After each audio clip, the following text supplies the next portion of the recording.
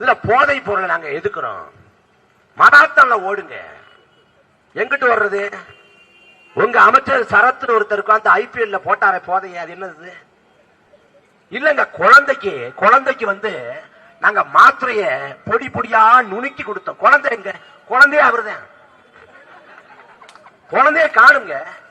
IPL cricket போட்டி அவ்வளவு ஒளி, அவ்வளவு இறைச்சல், எவனாவது குழந்தைய தூக்கிட்டு போவானா? ஆனா சொல்றாங்க பாருங்க, எதை சொன்னாலும் தமிழ்நாட்டு மக்கள் நம்புவாங்க, கேன போய் நினைச்சுக்கிட்டு எல்லாத்தையும் சொல்றது. குழந்தைக்கு அப்படியே பொடி பொடியா நுணுக்கி கொடுத்தாரு.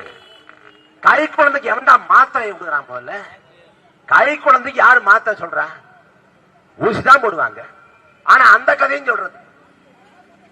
அந்த சரத்து அமைச்சர்களை வச்சுக்கிட்டு போதையை ஒழிக்க போறாரு. இந்த பக்கம் விஜயபாஸ்கர், அவர் யாரு? இவர் கஸ்டமரு, அவர் சப்ளையர். அமைச்சராக இதே விஜயபாஸ்கர் இருக்கிறப்ப போதை நிறுவனங்கள்ட்ட காசை வாங்கிட்டு முறைகேடாக தமிழ்நாடு முழுக்க அனுமதி கொடுத்தாரா இல்லையா? அந்த விஜயபாஸ்கர் எதுக்காக சேர்த்தீங்க? ஏன்னா பெரும்பான்மை இல்ல, 107 இடம் தான் இருக்குது. அந்த பெரும்பான்மை இடத்தை பிடிக்க யாரு காலையும் பிடிக்கலாம், யாரு கழுத்தையும் நெரிக்கலாம். அந்த எல்லைக்கு இது தாவேக்கா போகுது. திமுக கொடுத்தது கேடுகட்டாச்சு, கொடுங்கோலாச்சு. ஆனா வரக்கூடிய காலம் திமுகவே பரவாயில்ல, அதிமுகவே பரவாயில்ல நினைச்சு கொண்டாந்து விட்டுருவேன். வெறும் 50 நாளுக்கே இந்த பாடு. 50 நாள்ல தமிழ்நாடு முழுக்க சட்ட ஒழுங்கு சீர்கெடுது.